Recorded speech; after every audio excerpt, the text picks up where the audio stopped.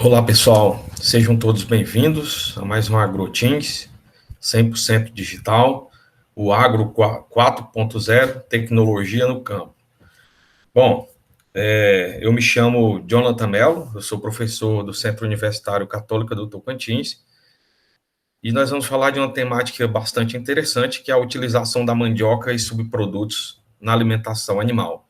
Essa é uma parceria da CEAGRO com os cursos de zootecnia e agronomia do Centro Universitário Católica do Tocantins, e um assunto recorrente aí do nosso amigo produtor rural, que desde 2019 nos procuraram e se interessaram pelo assunto. Então, 2019 foi a primeira vez que a gente tratou sobre essa temática.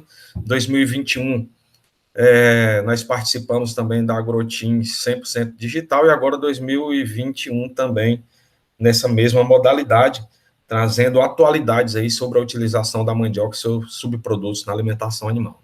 Então, tenham todos um bom evento, né? Espero poder contribuir aí, principalmente com o nosso amigo produtor, trazendo informações relevantes aí sobre a utilização da mandioca na alimentação animal.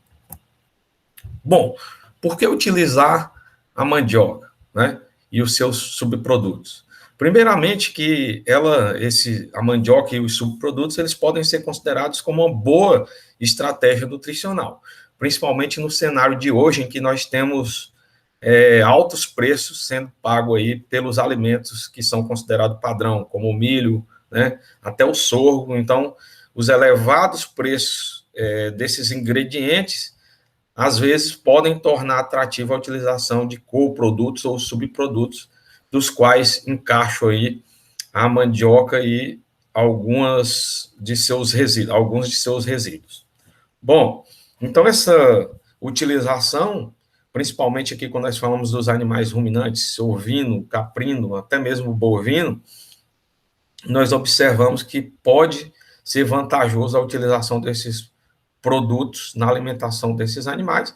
E aí, quando nós falamos de ruminante, nós podemos suplementar aí, através do resíduo da mandioca, parte do volumoso da dieta desse animal, também da energia e de proteínas, né? Então, um alimento bastante completo que pode ser utilizado para esses animais. A nível de contexto mundial, né, a Organização Nacional das Nações Unidas elegeu a mandioca como o alimento do século, tá? E ela pode ser utilizada tanto para o consumo humano, animal e também industrial. Então, nós podemos dizer que é uma cultura aí completa e que ainda é pouco utilizada aí, né, no cenário mundial. O Brasil já usa um pouco de mandioca na alimentação animal, mas algumas das partes que podem ser aproveitadas, os produtores ainda têm muitas dúvidas. Então, para isso que a gente traz essa temática, né, para provocar o produtor, né, e que ele perceba que a mandioca pode ser inserida aí na alimentação desses animais e trazer retorno econômico para a atividade. Em termos de distribuição da produção de mandioca no território nacional, nós temos aí a região nordeste aí com 25% da produção, o Pará com 20,55%, os demais estados da região norte perfazendo aí 15%, tá? E demais regiões do Brasil com 38% aí da produtividade. Então, vejamos que o estado do Nordeste aqui, ele tem uma participação boa, né, em termos de produção da mandioca. E aí nós temos criações características no Nordeste que podem utilizar aqui os resíduos da cultura da mandioca, além da utilização aí do tubérculo na alimentação direta dos humanos. Então, praticamente todo o Brasil, todas as regiões são produtoras, tá? A nível estadual, o Tocantins, ele apresenta aí boa produtividade, boas condições edafoclimáticas para a cultura da mandioca, e nós observamos aí que se tem um total quantitativo produzido de 225.706 1.163 toneladas, com a área plantada de 14.396 hectares, segundo os dados do IBGE, com um rendimento médio aí de 16,1 toneladas aí da cultura, quando nós falamos aí da produção efetiva da mandioca, né? Nós podemos utilizar a mandioca, né, para alimentação dos animais ruminantes, seria uma das boas alternativas, e para a utilização para os animais que nós chamamos de ruminante com objetivo de produção de carne, de proteína animal, a mandioca praticamente ela pode ser utilizada a sua parte aérea, né, o sistema radicular, né, as raízes, e também parte do caule, ele pode ser utilizado como um produto volumoso para esses animais. Ou seja, praticamente a planta inteira da mandioca ela pode ser consumida e utilizada pelos animais ruminantes, haja visto que esse animal tem um grande potencial de utilização de alimentos fibrosos. Então, nós podemos dizer que a mandioca ela é um alimento volumoso completo, porque ela produz tanto o alimento fibroso e ela produz também, né, no seu sistema radicular, parte de energia também. E se você pegar a folha, né, a parte aérea da mandioca, ela vai ser rica em proteínas também, como nós iremos ver adiante. Tá? Aqui, fornecimento de mandioca desidratada aí para os animais, então, uma boa aceitabilidade desses animais, estimulando aí o consumo e pode ser uma alternativa suplementar. Quais as categorias, quais os animais, as espécies que eu posso utilizar? Nós temos um alimento aí, então, bem dinâmico, pode ser utilizado pelos ruminantes, bovinos, ovinos, e a grande categoria que nós chamamos de não ruminantes, né? Aqui nós podemos incluir aves, suínos, entre outros animais que podem se alimentar aí da cultura. Então, o amigo pequeno produtor, que ele já produz a cultura, ele pode inserir, por exemplo, o feno da parte aérea da mandioca na alimentação dos animais ruminantes. E ele vai ter uma boa estratégia aí, principalmente agora, no período seco que nós estamos adentrando. Então, pode ser uma boa alternativa aí para suplementação de volumoso na época seca do ano para o produtor. Então, são várias categorias animais que nós podemos destacar. Então, um alimento bastante dinâmico pode ser incluído aí na dieta dos animais ruminantes e também dos animais monogástricos. E nós temos o exemplo de aves, né? As aves podem incluir aí resíduo da casca da mandioca para os animais ruminantes também, né?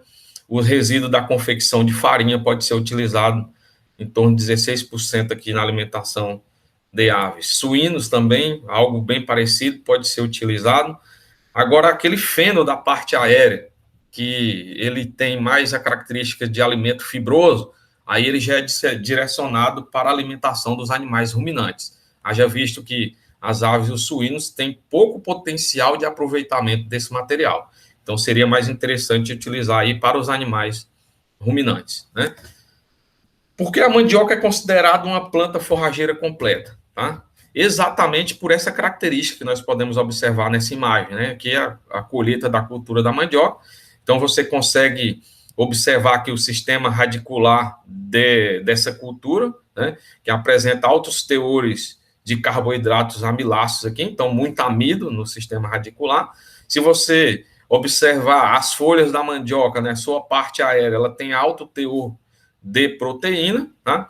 E boas quantidades também de minerais e vitaminas. Então, nós temos um alimento aqui, né, padrão que tem um grande potencial para ser utilizado na nutrição dos animais. Tá? A composição química aí da mandioca em vários estudos, ela foi citada aí por Carvalho, tá? E ele observou aí que na parte aérea da mandioca tem mais ou menos aí 25% de matéria seca, 16% de proteína bruta, tá? 45% de carboidratos, tá? Então, se a gente for observar a quantidade de proteína bruta nas folhas de 16%, isso é considerável dentro de um sistema de alimentação animal. Então, quer dizer que fornecer o feno da parte aérea da mandioca é muito interessante, principalmente quando nós estamos trabalhando aí com ovinos, com caprinos e com bovinos. E aí, nós observamos ainda um bom percentual de minerais na mandioca também, que pode ser aí uma fonte determinadora na suprimento das exigências nutricionais dos animais. Tá? A mandioca ela pode ser armazenada, tá? Para ser utilizada em períodos de entre-safra, e ela pode ser armazenada na forma de feno. Também pode ser, muita gente tem dúvida nisso aqui, mas ela pode ser armazenada também na forma de silagem. Mas o mais interessante seria que, mais usual para a nossa região, na forma de fenação, porque na época seca ela mantém a qualidade e aí você vai ter facilidade de desidratar esse material para facilitar o armazenamento, né? Na forma de pellets também, e pode propiciar aí aumento da disponibilidade de alimento com alto padrão, né, com alto valor nutritivo aí, nessa época de escassez de alimento volumoso que nós vamos entrar agora. Então, nós temos uma cultura aí que tem alto potencial aí para fornecimento de alimento volumoso, por exemplo.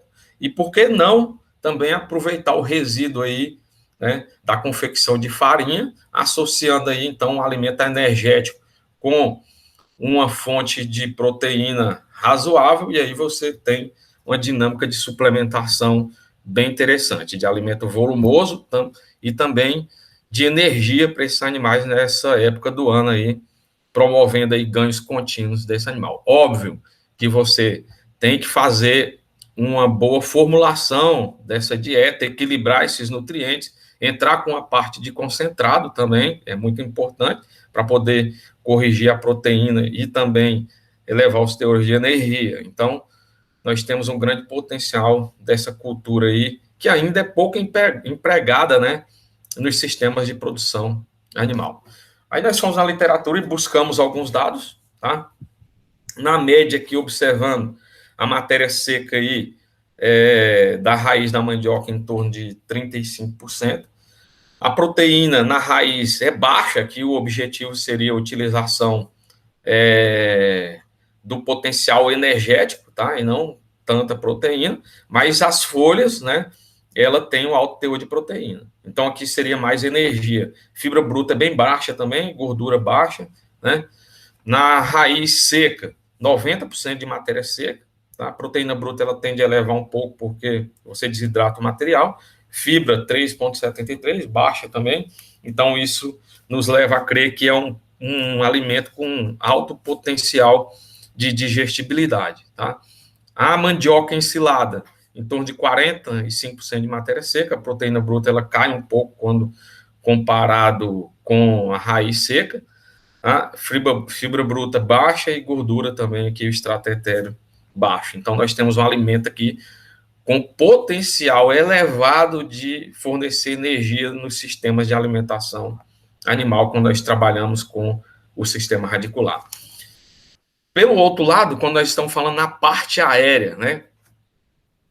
O que nós temos de valor nutritivo na haste da planta? Então, matéria seca em torno de 32%, tá? Proteína bruta 4,32%. Isso aqui é a haste, gente, é aquele material que vai ter menos valor nutritivo, mas você observa que ainda tem 4% de proteína bruta. A fibra é elevada, tá? E tem uma quantidade de açúcares razoáveis também nesse material, tá? No pecíolo, né, que é uma unidade ali de transição para a folha, nós temos ali a matéria seca 16, proteína bruta um pouquinho, já bem melhor aqui, próximo já do milho, tá? A folha, aí nós temos na folha 26% de matéria seca, proteína bruta elevadíssima, 27%, já é considerado um alimento proteico. Então, e retornamos aqui, um alimento que pode ser utilizado pelo animal ruminante, que tem potencial de utilização da fibra, tá? Então, esse alto teor de proteína bruta aqui, tá? Aos 14 meses de idade. Então, isso essa cultura apresenta, então, um alto potencial para utilização nos sistemas de produção, né? No sentido de fornecer proteína aí para os animais, e principalmente os animais ruminantes, tá?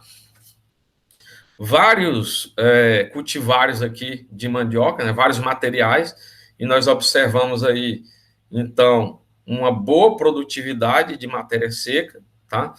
Produção de feno aí em torno de 3 a 5 toneladas de matéria seca, tá? Por hectare, então uma quantidade aí interessante. Produção de feno aí regular ao longo do ano e com uma boa facilidade de confecção desse feno. Se a gente for pensar em produzir feno no estado do Tocantins, na época das águas, as gramíneas têm alto potencial de produção, mas desidratar esse material tem sido um desafio para a gente aqui no estado do Tocantins. Tá? E aí, quando você trabalha com a cultura da mandioca, você observa que você pode colher esse material na época seca do ano, tendo facilidade de desidratação. E nessa época, ela ainda vai ter bom valor nutricional. Tá? A relação lâmina haste, que é interessante isso aqui, próximo a 0,55, né? Então, quer dizer que a lâmina aí sobrepondo a hastes é interessante porque nós temos aí um melhor valor nutricional desse compartimento que seria a lâmina. Então, bem interessante aí quando nós trabalhamos assim. E nós podemos pensar ainda em colher o terço superior da cultura da mandioca, né, da sua parte aérea, e aí nós podemos melhorar aí o valor nutricional do feno, né, e dando oportunidade para a cultura se regenerar se você estiver pensando na produção ainda de carboidratos amiláceos no sistema radicular, tá? Vários trabalhos, vários estudos têm mostrado aí que a inclusão do bagaço de mandioca em dietas de vacas leiteiras tem sido interessante, com um nível aí de até 15%, sem afetar o comportamento ingestivo do animal e o seu desempenho em sistema de confinamento. Então, quer dizer que ela pode ser utilizada aí até nesse limite aí de 15% a 16%, a gente tem observado na literatura, com um teor de proteína aí do bagaço de 8,12%. Então, já seria um material interessante para ser utilizado aí na dieta de animais ruminantes. Bom, pessoal, nós temos vários dados, né? Nós temos um campo de demonstração lá na Agroteams, né? Nós temos o nosso contato, tem o nosso contato aí, vocês podem ficar à vontade para tirar dúvida. Eu acredito no agro tocantinense. Qualquer dúvida, vocês podem entrar em contato.